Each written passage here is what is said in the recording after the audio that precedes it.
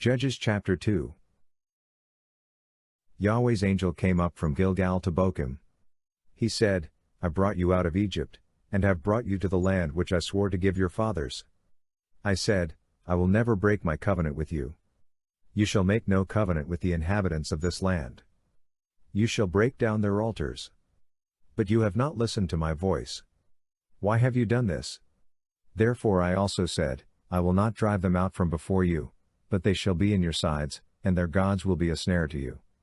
When Yahweh's angel spoke these words to all the children of Israel, the people lifted up their voice and wept.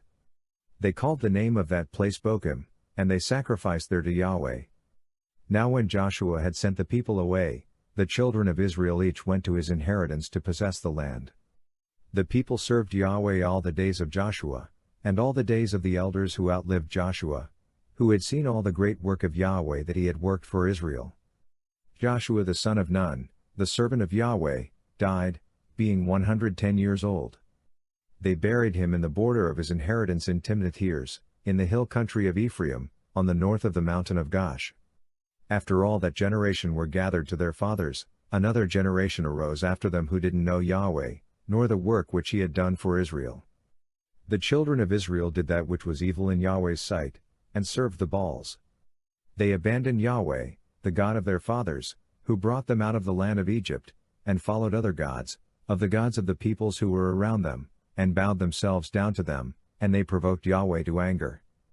They abandoned Yahweh, and served Baal and the Ashtaroth. Yahweh's anger burned against Israel, and he delivered them into the hands of raiders who plundered them. He sold them into the hands of their enemies all around, so that they could no longer stand before their enemies. Wherever they went out, Yahweh's hand was against them for evil, as Yahweh had spoken, and as Yahweh had sworn to them, and they were very distressed. Yahweh raised up judges, who saved them out of the hand of those who plundered them.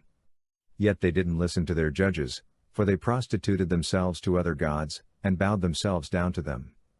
They quickly turned away from the way in which their fathers walked, obeying Yahweh's commandments. They didn't do so.